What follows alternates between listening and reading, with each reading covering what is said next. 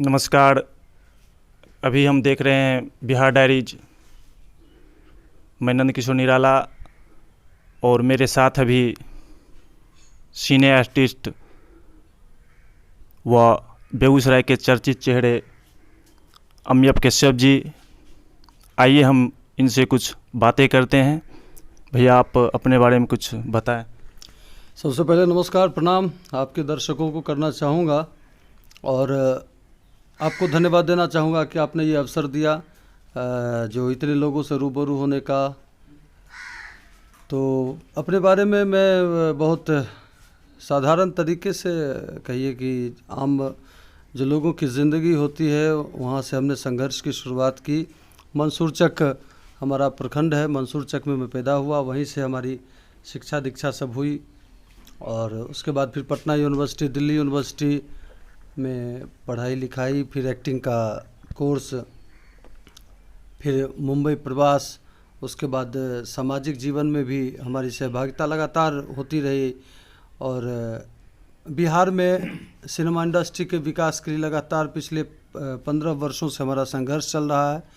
माननीय मुख्यमंत्री जी से भी हमारी मुलाकात हो चुकी है और हमने राष्ट्रकवि दिनकर फिल्म सिटी के नाम से बेगूसराय में इसकी बुनियाद भी डाली है और दर्जन से ज़्यादा फिल्मों का निर्माण बिहार में करवाया।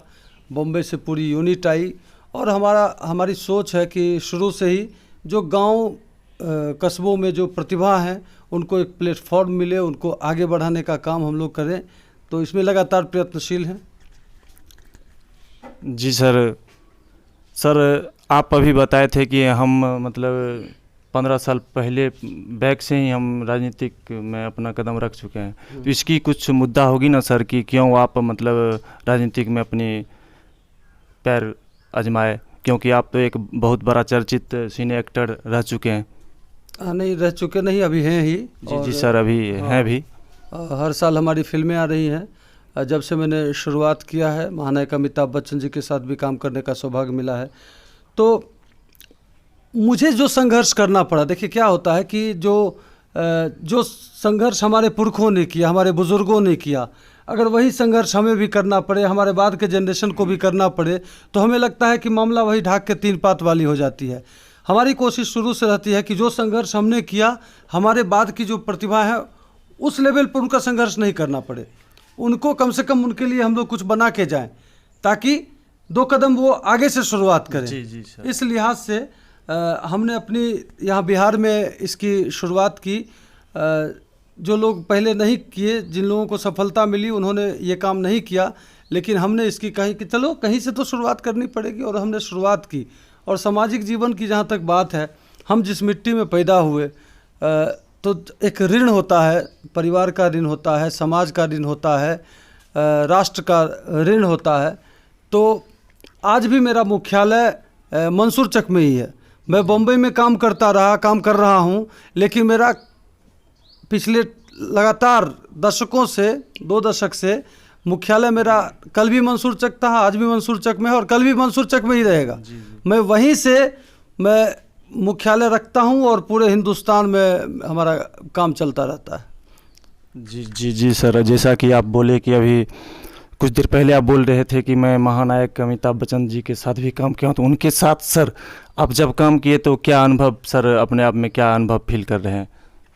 स्वाभाविक रूप से एक साधारण से आप समझिए कि मंसूर चक के समसा गांव के खेत के पगडंडी से गीत गाने की शुरुआत करने वाला ये व्यक्ति महानायक अमिताभ बच्चन जी के साथ काम करने का अवसर मिला, तो स्वाभाविक रूप से वो मेरे लिए बड़ा ही अविस्मरणीय क्षण रहा होगा। और निश्चित रूप से हमारी ज़िंदगी के लिए वो बड़ा महत्वपूर्ण दिन था जिस दिन मैं महानायक अमिताभ बच्चन जी के साथ काम कर रहा था। वो कैडबरी चॉकलेट का एक विज्ञापन फिल्म था, कमर्शियल एड जिसको आप कहते हैं। तो वो हमने काम किया और बड़ा ही अद्भुत, और हमने उनसे एक बात सीखा। मैं वो भी आपको बताना चाहूँगा और आपके दर्शकों को बताना चाहूँगा कि बच्चन साहब इतने बड़े स्टार होने, महानायक होने के बाद आज भी उनकी टाइम की पंक्चुअलिटी लोगों को प्रेरित कर सकती है। और मैं भी थोड़ा सा कह सकते हैं कि ढीला ढाला टाइप का था, लेकिन बच्चन साहब के साथ काम करने के बाद मैंने ज़िंदगी का एक फ़लसफ़ा बना लिया कि अगर मुझे कोई कॉल टाइम 10 बजे का टाइम दिया जाता है तो मैं 9:50 में हाजिर रहता हूँ। और मेरा उस दिन के बाद से व्यक्तिगत रूप से ये मानना रहा कि जिसने टाइम को मेंटेन नहीं किया, टाइम भी उसको मेंटेन नहीं करेगा। जी जी सर। अच्छा सर, आप अभी ये बताइए कि आप जो ये बछवाड़ा विधानसभा क्षेत्र की जो दौरा कर रहे हैं, अभी पंचायत दर पंचायत की दौरा आपकी हो रही है और हम सब यहाँ पर काफ़ी दर्शक उसको देख रहे हैं। आप इसके बारे में सर क्या मुद्दा है कि इसके पीछे क्या मुद्दा है कि मतलब आप ये पंचायत दर पंचायत की आपकी ये दौरा चल रही है? जैसा कि मैंने आपको पहले कहा, आज अमिय कश्यप का थोड़ा सा नाम हो गया, लोग जानने लगे हैं, लेकिन मैं शुरू से ही, जब से मैं मंसूर चक में पैदा हुआ तब से मैं सोशल रहा हूँ। आप मेरे बारे में मेरे गांव में या मेरे इलाके में पता कर सकते हैं। यही कारण है कि अभी मंसूर चक के लोगों ने प्रखंड उप प्रमुख की कुर्सी भी हमारी पत्नी को दिया हुआ है। मेरी पत्नी अभी मंसूर चक प्रखंड की माननीय उप प्रमुख है और इससे पहले भी वो जिला परिषद 11 के पंचायत चुनाव में भी वो रनर अप रह चुकी है। वही तो लगातार इस सोशल एक्टिविटी से जुड़ा हुआ रहा, समाज से जुड़ा हुआ रहा, गांव से जुड़ा हुआ।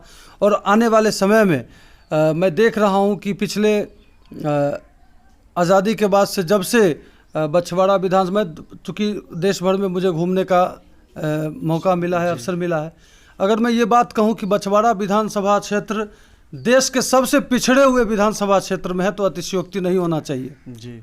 आज कहीं ना कहीं जब हम लोग चांद पे जाने की बात करते हैं, टेक्नोलॉजी विकास की बात करते हैं, तो हमारे बछवाड़ा विधानसभा क्षेत्र के लोग मूलभूत समस्या सड़क, नाली, गली इसी में उलझा हुआ है। जब सड़कों और नाली गली में ही उलझे रहेंगे तो हम क्या इंजीनियरिंग कॉलेज, मेडिकल कॉलेज और यूनिवर्सिटी की चर्चा करेंगे। तो इस लिहाज से हमारी कोशिश है कि हम लोग एक ऐसे बछवाड़ा का निर्माण करेंगे जिसमें हमारी प्रतिभाओं को एक प्लेटफॉर्म मिलेगा, और वो चाहे किरतपुर में रहे, चाहे वो जोकिया में रहें, चाहे वो मंसूर चक के गोविंदपुर में रहें, चाहे वो बछवाड़ा के चमथा में रहें या गोधना में रहें, वो सभी हमारी जो प्रतिभा है उनको अपने गांव में रह के प्लेटफॉर्म मिले, उनकी प्रतिभा को मुकम्मल पहचान मिले। ये हमारी सोच और ये हमारा संकल्प है। जी सर, अभी जो हम लोग ये चुनावी यात्रा पर निकले थे तो अभी से हम लोग 3-4 दिन पहले गोधना की नाम सर अभी आप लिए थे, तो हमको याद है कि रानी पंचायत 1 था और एक और पंचायत था और उसी के बीच का जगह जो है सर वहाँ पर हम लोग भ्रमण कर। सर ये देखिए, ये सर देखिए आप,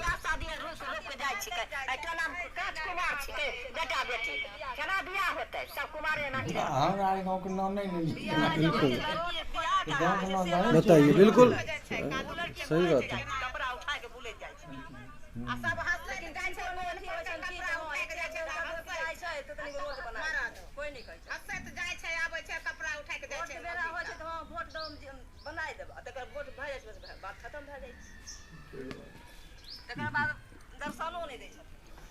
जी सर, तो आप ये जैसे कि आप ये वीडियो देखें, ये हमारे बछवाड़ा विधानसभा के जी हकीकत है।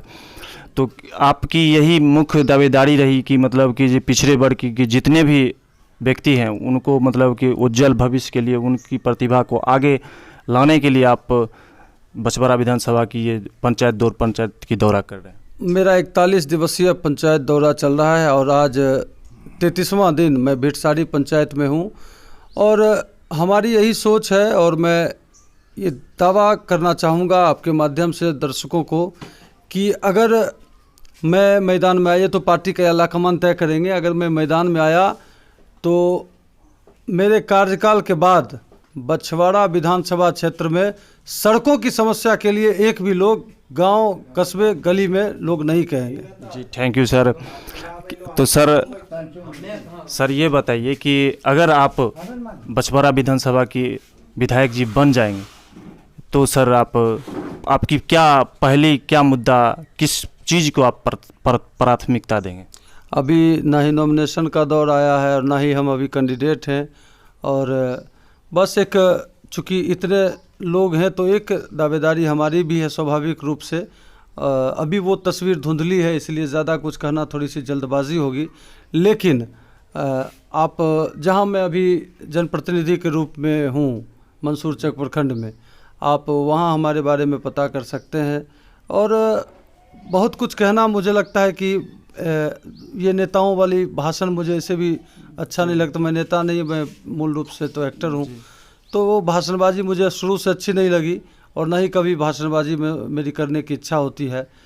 बस हमारे जो हमारी ज़िंदगी है उससे हमने लोगों को बताया है कि आप अगर संघर्ष करते हैं, आप में ईमानदार, अपने कर्तव्य के प्रति आपके ईमानदारी रहती है, तो निश्चित रूप से आप आगे बढ़ेंगे।